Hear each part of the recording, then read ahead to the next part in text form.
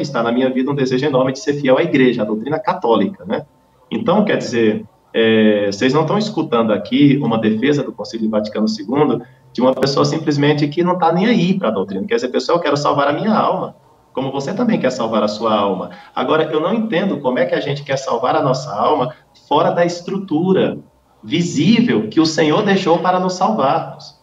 Então, quer dizer, você, católico mais progressista ou católico mais tradicional, deve reconhecer um dogma da igreja que diz assim, extra ecclesia nulla salus.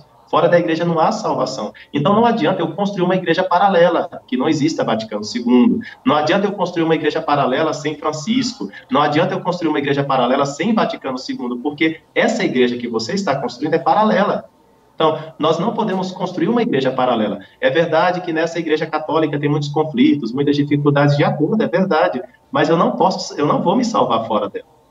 E ela é Vaticano II, ela teve o Vaticano II. Você goste mais ou goste menos, ela teve um Vaticano II, né? Você goste mais ou goste menos do Papa Francisco, ele é o Papa. Então, se você fizer uma ginástica mental para tirar os papas depois de Pio XII, se você fizer uma ginástica mental para tirar o Vaticano II, é isso aí, uma ginástica mental que você está fazendo. Mas não corresponde à verdade da igreja. Então, nós queremos salvar-nos na igreja, né?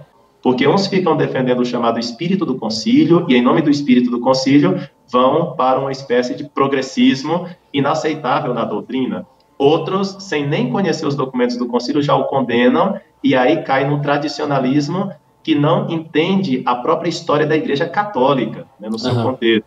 Uma coisa que a gente se preocupa ao estudar esses temas é entender realmente a história do Concílio Vaticano II. Sem essa história, é muito fácil isolar um tema e absolutizar esse tema. Ah, porque a verdade tem direitos, então o documento sobre a liberdade religiosa está errado.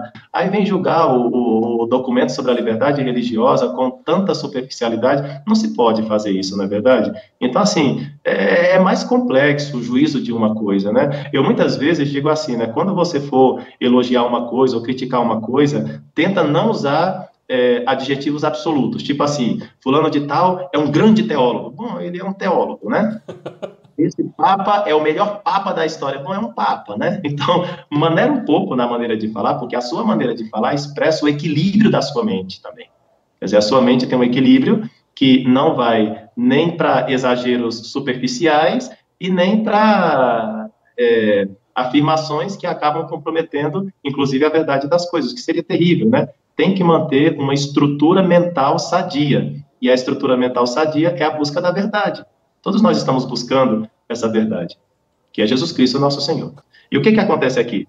Eu não posso impor a fé por dois motivos. Um, porque a fé é dom de Deus. É Deus quem dá a fé. Dois, as pessoas são livres. Se uma pessoa quiser pecar nesse exato momento, certamente Deus não vai mandar um raio na cabeça dessa pessoa para impedir essa pessoa de pecar. Não, Deus vai permitir essa pessoa pecar.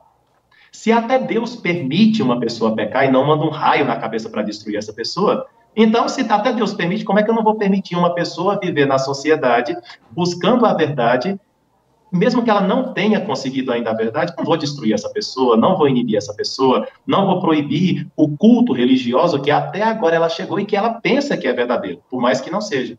Contanto que essa ação pública não venha a, digamos assim, a ser um atentado contra a sociedade. Quer dizer, se eu, em nome da minha religião, quero colocar bomba nos outros, ou no mercado, logicamente a polícia tem que intervir e essa liberdade religiosa não é autêntica.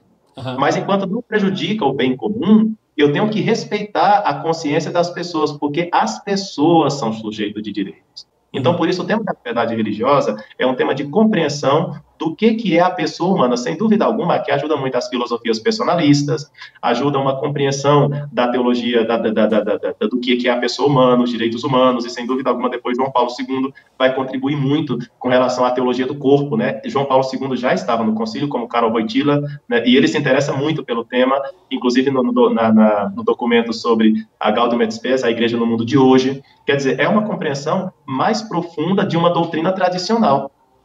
Eu estou aprofundando naquilo que eu sempre disse. Você entende? Então, a liberdade religiosa é o desenvolvimento disso aí, o congruente com a dignidade da pessoa humana. É isso, né? Se a pessoa entende isso aqui que eu estou dizendo, ela não tem crise com o documento Dignitatis Humanae, que é o documento do Vaticano II, que fala da liberdade religiosa.